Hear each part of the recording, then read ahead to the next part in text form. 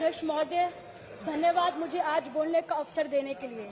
मैं सबसे पहले भारत के संविधान के रचयिता बाबा साहब डॉक्टर भीमराव अम्बेडकर जी को श्रद्धांजलि अर्पित करते हुए अपनी बात शुरू करूंगी।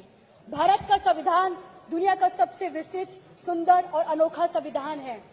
ये ऐसे भावनाओं के साथ बनाया गया है जो समानता, बंधुता और राष्ट्र एकता को बल देती है।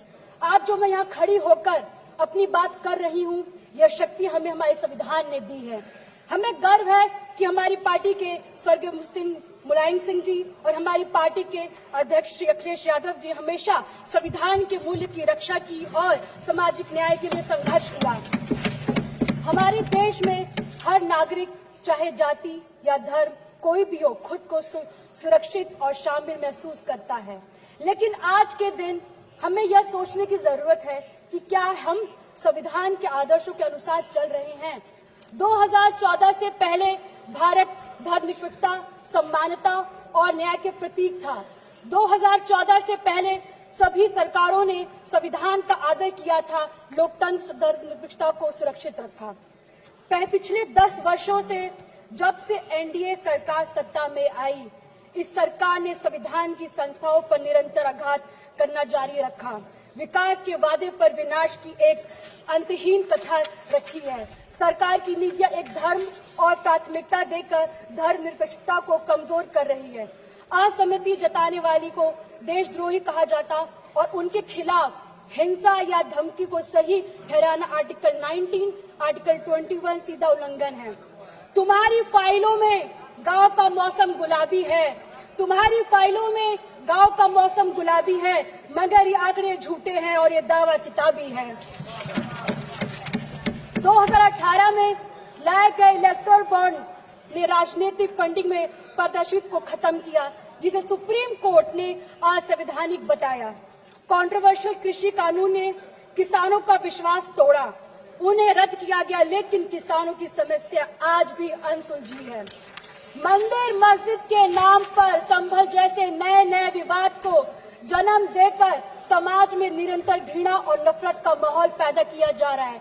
मगर मैं कहना चाहूंगी, सत्ता में बैठे लोगों ने ये कैसा हिंदुस्तान कर दिया, सत्ता में बैठे लोगों ने कैसा हिंदुस्तान कर दिया, बेजान इमारतों को हिंदू मुसलमान कर दिया। स्वतंत्र संस्थानों और मीडिया को दुरुपयोग किया जा रहा है।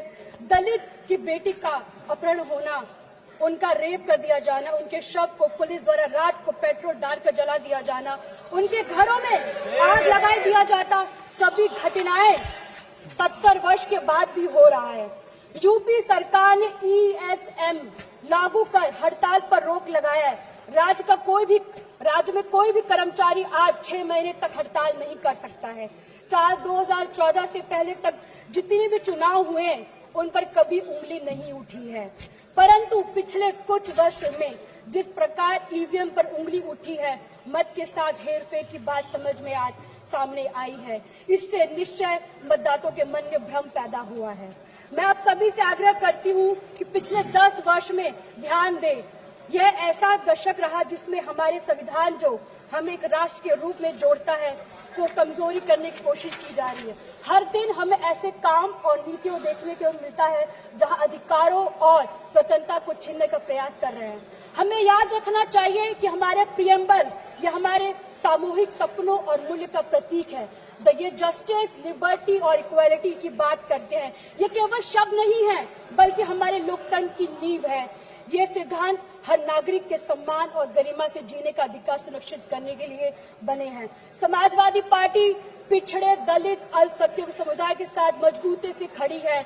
उनके अधिकारों को उत्थान करने का प्रतिबंध है और हम सुनिश्चित करते हैं कि उनकी आवाज हर राजनीतिक चर्चा में सुनी जाए। जाति जनगणना को हम सामाजिक और आर्थिक असमानताओं को दूर करने और समान अवसर प्रदान करने के लिए आवश्यकता मानते हैं। हमारा संविधान की मूल भावना है ये कि समाज के अंतिम पायदान पर खड़े व्यक्ति को मुख्य धारा से जोड़ना। हमारी पार्टी और हमारे नेता पीडीए के माध्यम से संविधान की उसकी मूल भावना को साकार कर रहे हैं। भारत का संविधान हमें देता है संदेश, भारत का संविधान हमें देता है संदेश, हम सब बाद में सबसे पहले हमारा देश। जय भीम, जय समाजवाद। Thank you.